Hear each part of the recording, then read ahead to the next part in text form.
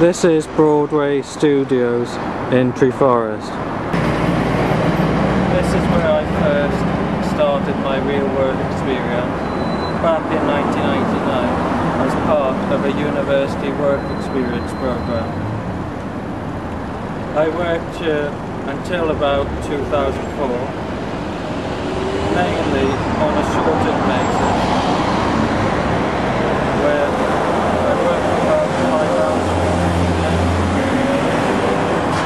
I had a nervous breakdown going through it, and I had to go on to Incapacity Benefit, and those 5 hours gave me the experience to go on to other work with my dad's firm, which we'll be seeing later, and then setting up my own business.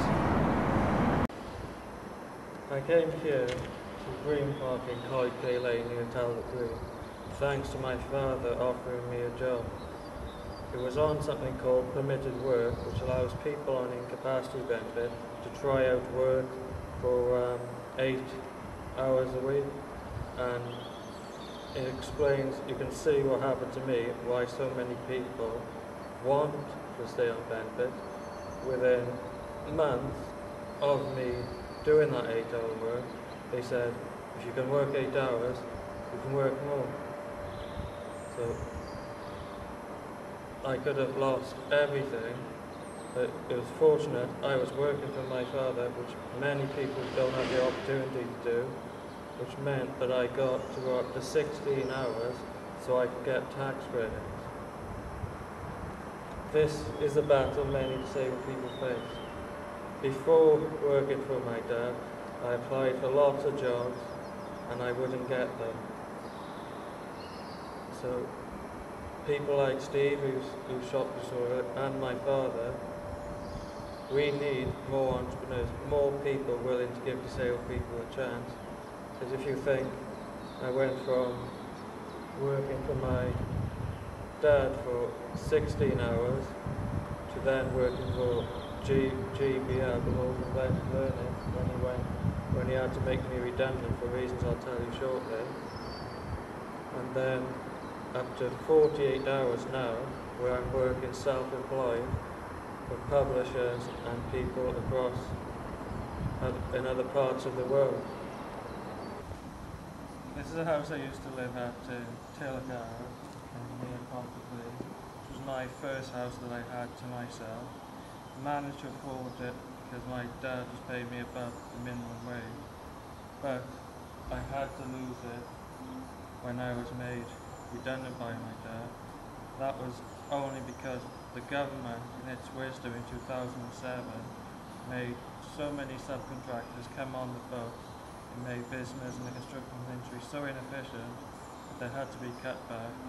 And in my dad's firm, that was the administrative staff. So I lost my home, and if we'd been in Thatcher's day today, where we had the right to buy, unlike it was taken away, then maybe young people like me would be able to get a home. I actually had to go back to Treforest and rent accommodation and claim housing benefit, which meant there were more problems for me in terms of my freedom, my privacy, relying on the government. Here we are at the Valleys Innovation Centre in Abercynon. This was where the firm I co-founded, the Morgan Blended Learning Limited, was first based. Me and others set this up for a couple of reasons.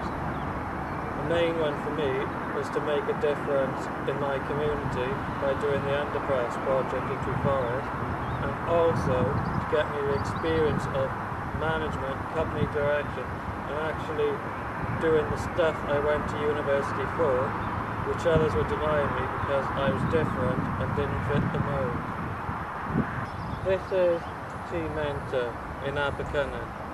This is where my firm Jonathan Bishop Limited is based, which I founded in London in 2009 following graduating from Kingston University's Business School. I'm currently in talks with leading IT firms on projects that I'm doing with Jonathan Bishop Limited. One of them will be this application that will translate the between English idioms and Welsh idioms and make it easier for people to communicate in Welsh and learn the Welsh language. For me, the Welsh language is so important, I don't think there's any cost that we can bear that won't be justified. We're spending so much on duplicating English language programming in Wales, and I think that money could be better spent on the Welsh language. And in my role on the council, I'm going to be pushing for a proper and serious Welsh language policy.